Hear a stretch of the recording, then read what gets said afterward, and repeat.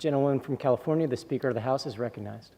Thank you, Mr. Speaker, for yielding, and I thank the gentleman for his leadership in bringing this important legislation to the floor.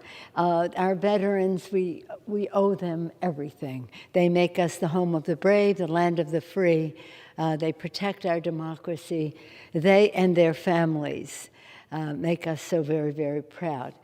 Mr. Speaker, and I thank you again, Mr. Takano, as chair of the committee, and Mr. Levin for his leadership on this particular legislation, which I will acknowledge in a moment. But first, Mr. Speaker, I want to say nearly 8 decades ago, when Congress enacted the first GI Bill, our nation made a bipartisan and unbreakable promise that every hero steps forward to defend our nation deserves the tools to succeed when they come home.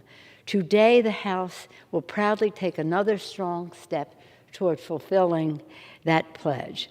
On behalf of the Congress, I commend the outstanding leadership of the committee chair, Mark Takano, who has ensured that the Veterans Affairs Committee remains committed to its long legacy of bipartisanship. And I salute the chair of the Veterans Affairs Subcommittee on Economic Opportunity, Congressman Mike Levin of California, both, for leading on this important legislation every step of the way, and for his lifetime advocacy on behalf of our military communities. Every time our nation seeks to strengthen and expand benefits for veterans, we have listened closely to the men and women in uniform and our veterans, taking their insight and expertise into account. We continue to listen to them today to build upon our progress and appropriately honor our service. On a regular basis, we have a meeting with our veteran service organizations. The American Legion is very much a part of that, as well as other groups reflecting our involvement in other wars since World War II. And that's where we still have a few veterans from then. What's interesting about this legislation today, to me, is that, again, it sprang from listening to our men and women in uniform and our veterans as to what their needs are. That's exactly how the first GI Bill came to be.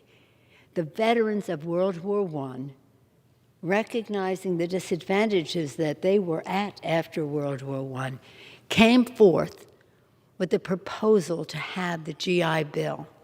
So this was passed and signed by Franklin Roosevelt during World War II at the suggestion of veterans of World War I. During the dark days of the Second World War, and after listening to the calls of the brave veterans of World War I, President Roosevelt made clear the urgent moral imperative of supporting our returning soldiers. In a message to Congress in November 1943, he said, "The members of the armed forces have been compelled to make greater economic sacrifice and every other kind of sacrifice than the rest of us, and they are entitled to definite action to help take care of their special problems." The President said that.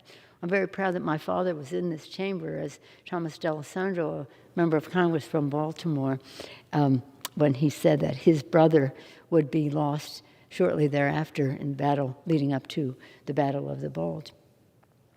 Less than a year later, Congress enacted the first GI Bill on an overwhelmingly bipartisan vote, marking a turning point in how our nation cares for our veterans. In doing so, we made a transformational investment in our service members, opening the doors to a college education and launching millions of families into the middle class, whether it was home ownership, so many different things. In 2008, it was my great privilege to serve as Speaker of the Congress when we took the crucial step to bring these benefits into the 21st century. With the post-9/11 GI Bill passed on a strong bipartisan vote and signed into law by President George W. Bush, we expanded the promise of a full 4-year college education to veterans of Iraq and Afghanistan, and we ensured in subsequent legislation that their families could also take advantage of that benefit.